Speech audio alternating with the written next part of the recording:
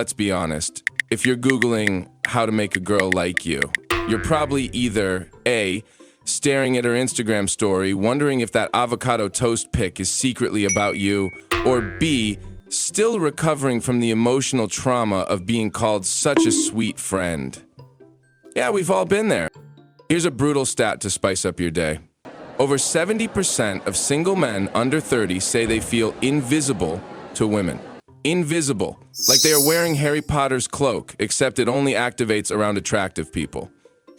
But what if I told you, it's not your looks, it's not your wallet, it's not even your personality.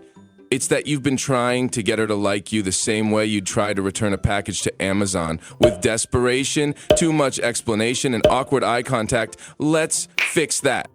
Stop trying to impress her, it's making you weird.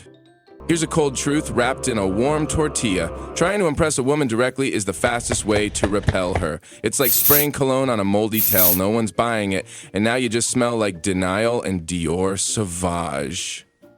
Let's play this out. You, hey, I own a tech startup, bench 240, and just got back from Bali. Her brain, this is a LinkedIn post wearing Axe body spray. Here's the problem. Trying too hard activates her salesman filter. She feels like you're pitching yourself instead of being yourself. And she's not wrong, because deep down your energy says, please like me, please choose me, I brought all my shiny facts. Here's what you do instead. Be emotionally self-validated. Translation, act like you already like you, and her liking you would just be a fun bonus, not your source of oxygen. Because that quiet confidence, way more attractive than any humble brag about your crypto portfolio or CrossFit PR. Mini case study, Chad versus Dan. Dan shows up with flowers, offers compliments every 4 seconds, shares a 3-minute monologue on his stock gains. Outcome, she says, you're really sweet, and texts her friends to help fake an emergency exit. Chad walks in late, forgets her name once, but makes her laugh, doesn't overshare, and genuinely seems unbothered. Outcome, she wonders what makes him so weirdly magnetic. Why? Because mystery greater than desperation, and playful energy greater than try-hard perfection. So, unless you're secretly Timothée Chalamet, stop flexing like you're in a dating job interview. You're not applying for the role of boyfriend 24/7. You're offering a vibe. Trigger emotional dopamine, not logical respect. You ever hear someone say, yeah, he's nice, like responsible, super polite, owns a Roomba, translation.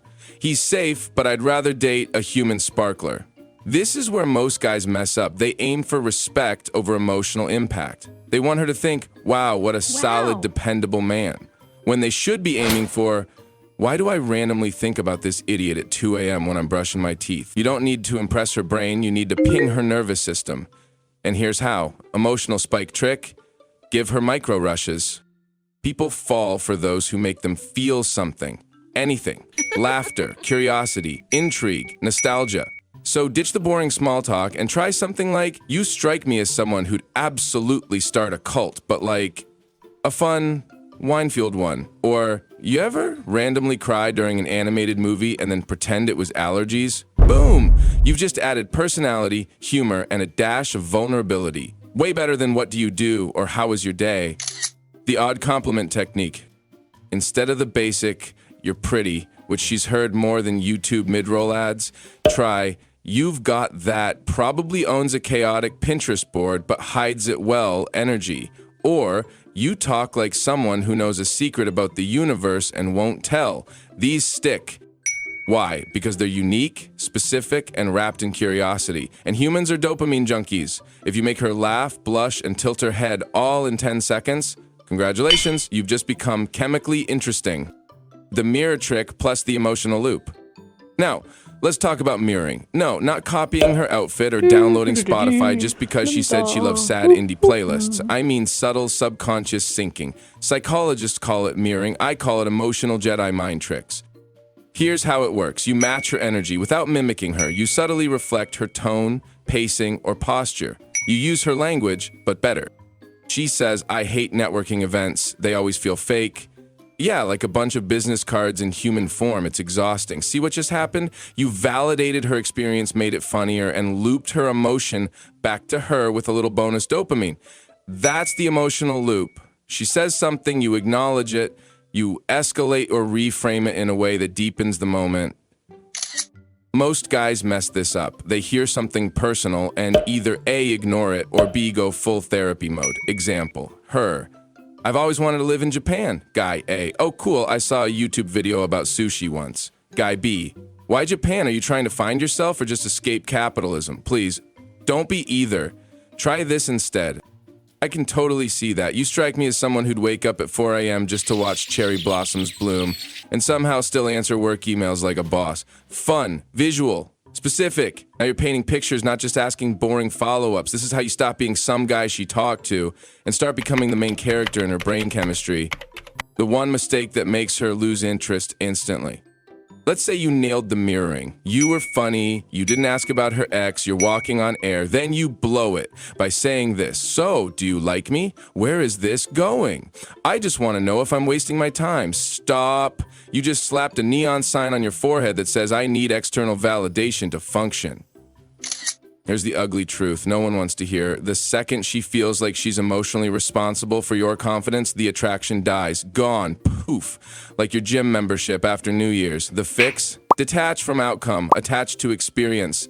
Don't need her to like you. Let her discover that she does. When you stop chasing a label, you give space for chemistry to breathe. Instead of where is this going, try, I'm enjoying this, let's keep it interesting. Boom! You're smooth, grounded, and not emotionally foaming at the mouth. Bonus, what actually makes a girl fall for you?